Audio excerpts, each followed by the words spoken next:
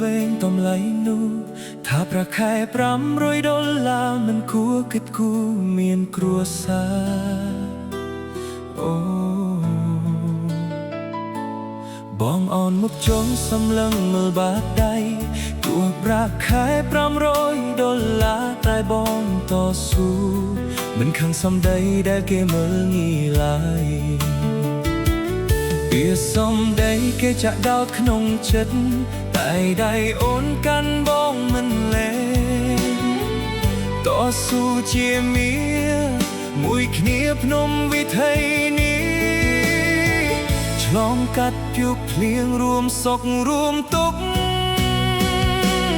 តាស្នេហាពិតជាឈ្នះនឹងប្រាក់មែនទេប្រាក់ខែ$500ទោះបីវាទួយខ្ទៃតែបងនឹងខំប្រឹងដើម្បីរូបស្រីសាងអនាគតរួមគ្នាដោយក្តីសង្ឃឹមជឿជាក់លើ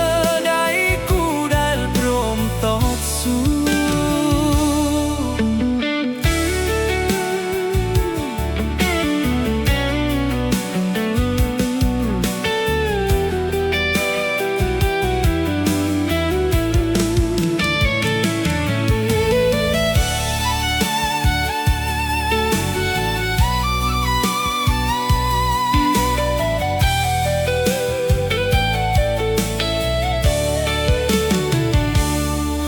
បាយស្រូបទឹកធំតារាល់ថ្ងៃគ្មានឡានទំនើបជូនស្រីដើរលេងតែមានក្តីសុខក្នុងផ្ទះតូចមួយដែលពោពេញដោយស្នាមញញឹមអូនញើសឈាមដែលហូរនឹងប្រែคล้ายជាស្នាមញញឹមមាសប្រាក់វីឡាគឺជាបបក្រៅកាយប្រាក់ខែ$500គង់មានថ្ងៃកើនឡើងតែចិត្តមិនព្រមចង់ចាញ់ទៅជាទ្រព្យពិតអរគុណជីវិតដែលឲ្យជួបអូនអ្នកជាកម្លាំងចិត្តឲ្យបងឈានទៅតាស្នេហាពិតជាឈ្នះនឹងប្រាក់មែនទេ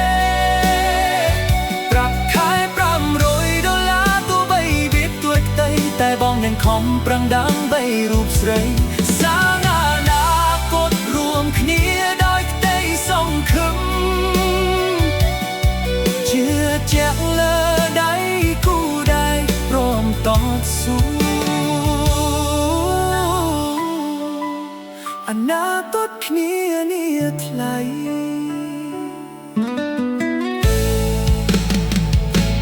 ជាមួយគ្នា